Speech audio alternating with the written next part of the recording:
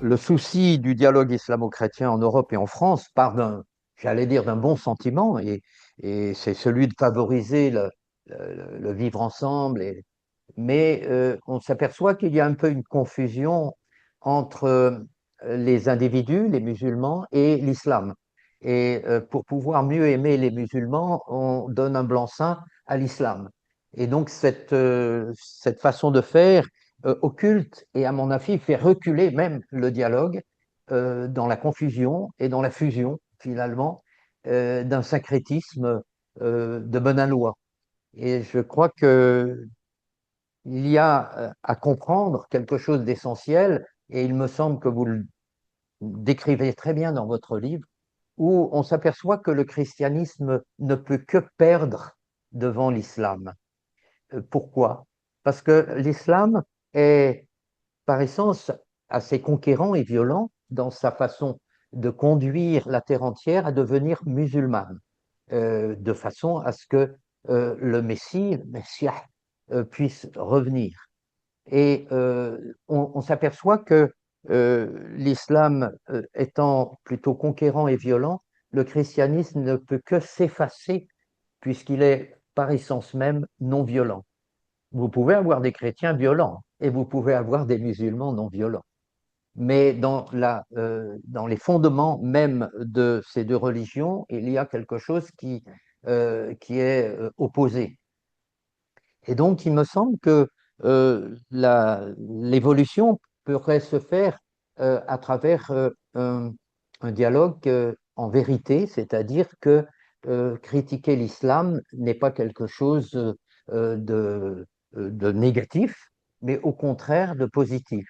Et donc, fait partie de la richesse humaine, de la disputation, comme on appelait cela au niveau universitaire, c'est-à-dire d'un échange euh, critique, et donc de permettre aux musulmans de réfléchir sur leurs textes, de réfléchir sur parfois les contradictions qu'il y a, et les évolutions aussi qui se font. Et donc, ma question est la suivante.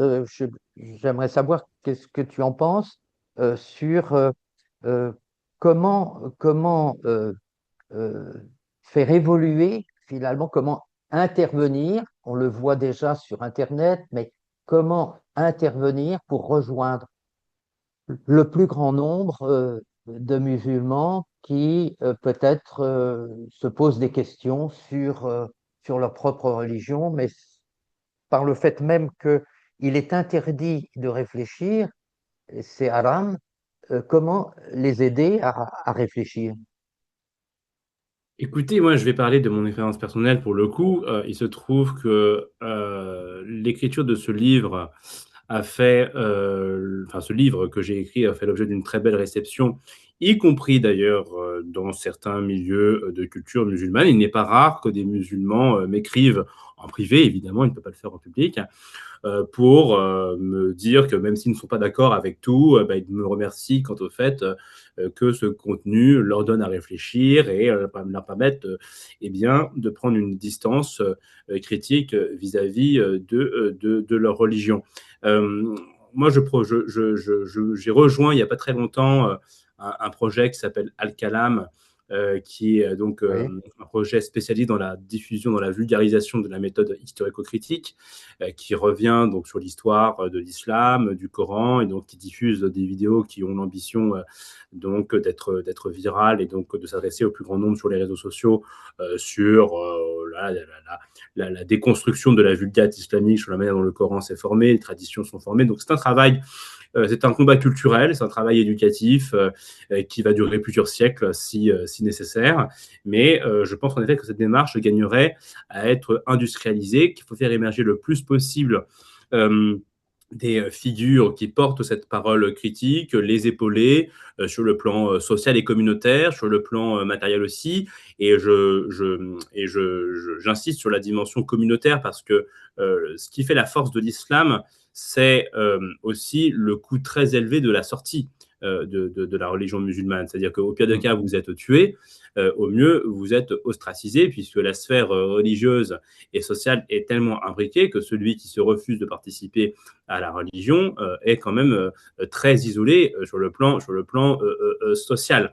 Et donc, d'où l'importance d'offrir à ces populations notamment ces apostats qui émergent, qui se structurent, des sociabilités de substitution pour réduire progressivement le coût de sortie. On sait à quel point la dimension communautaire et tribale est très importante dans le choix de nos adhésions idéologiques, parce que nous sommes des animaux sociaux, nous sommes des animaux communautaires, et que la force de l'islam est d'avoir produit un système communautaire très clos, très fermé, très autoritaire aussi, qui fait que celui qui s'en écarte prend le risque d'être très isolé dans son milieu d'origine.